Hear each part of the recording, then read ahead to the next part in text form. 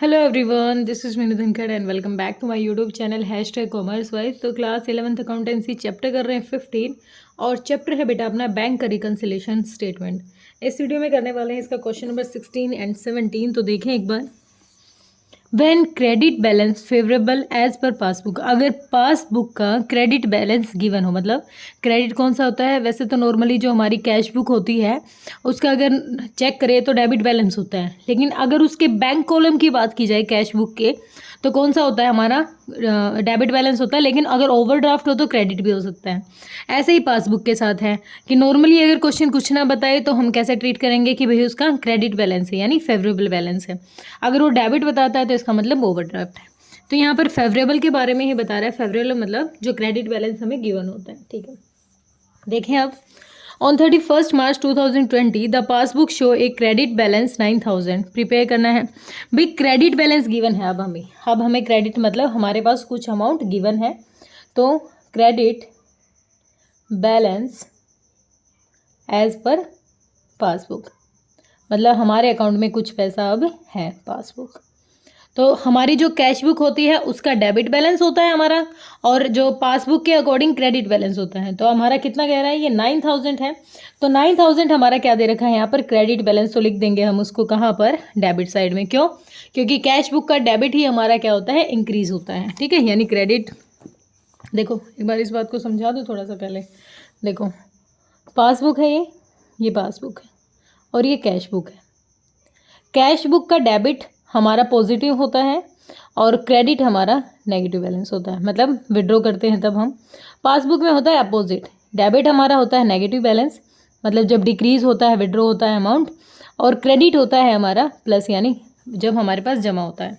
तो प्लस की साइड ज़्यादा बता रहा है, तो इसका मतलब कह रहा है कि हमारे पास बैंक में अभी पैसा है। ठीक है, तो कैश बैलेंस की कौन सी साइड होगी, डेबिट हो गई, और इसकी कौन सी होगी, क्रेडिट। तो दोनों की डेबिट और क्रेडिट क्या है, पॉजिटिव साइड है।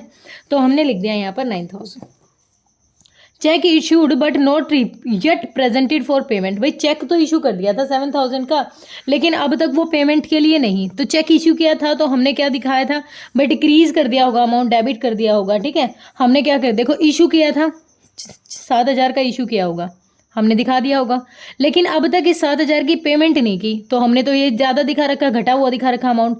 दोबारा से क्या कर देंगे, इसको क्रेडिट कर देंगे। क्या कर देंगे, क्रेडिट। तो लिखेंगे फर्स्ट एंट्री क्या बनेगी अपनी, check issued but not presented for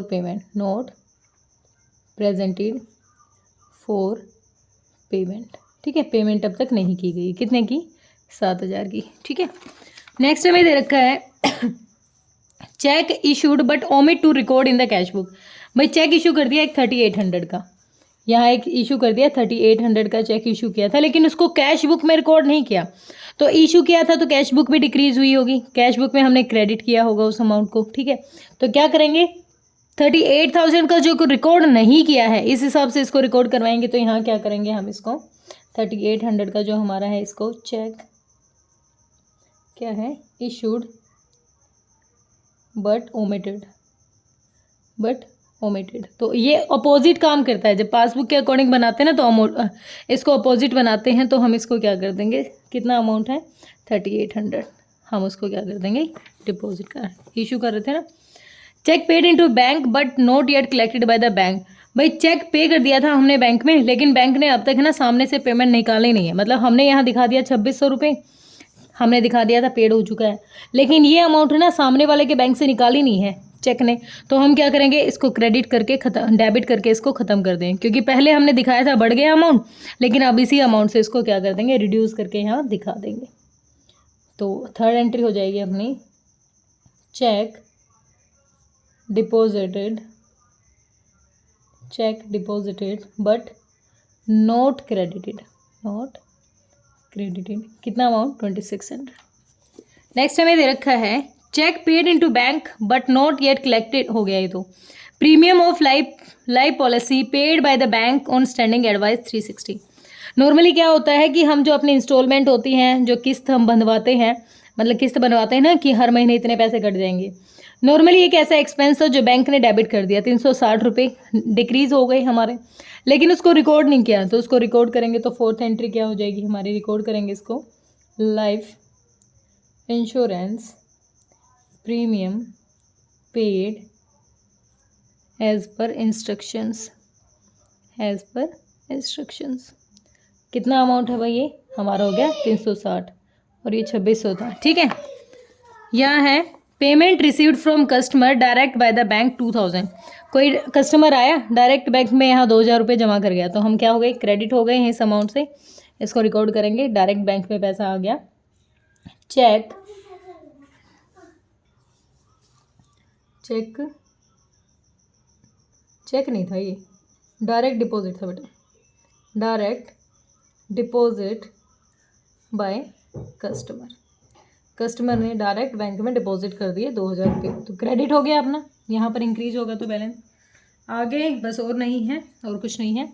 तो टोटल करें, इधर 7 और 2 9000, इधर 9000 पहले से है, तो 9 और 3 12, 12 2 14, 12 और 2 14, 14 और 15 और 15 760, 15,760, 15,760। ठीक है, इधर 9000 लेस करेंगे तो ये रह जाएगा 6760 रुपये। ये क्या आया है भाई, ये अगर यहाँ पर क्रेडिट बैलेंस दे रखा है तो ये कैश बुक के हिसाब से क्या बैलेंस है, डेबिट। अपोजिट बता रहे थे ना, मैं एक दूसरे का अपोजिट वर्क करेंगे, balance as per cash book. दोबारा इस चीज़ पे देखो, वो ध्यान से रखना है, ये पासबुक और कैश बुक।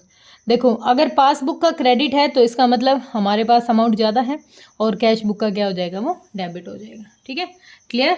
अब देखो क्वेश्चन नंबर 17 हमें क्या कह रहा है, question number 17, from the following particulars prepare bank reconciliation statement for 31 December 2019, 31 December 2019।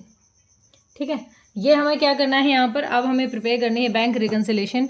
Balance दे रखा है एज पर पासबुक 11,000, बैलेंस दे रखा तो हम लिखेंगे क्रेडिट, कुछ नहीं कह रखा ना तो फेवरेबल होता है ये, balance as per passbook, passbook कितना कह रहा है, 11,000, सॉरी हाँ ठीक है, 11 ही दे रखा है, 11,000, 11,000।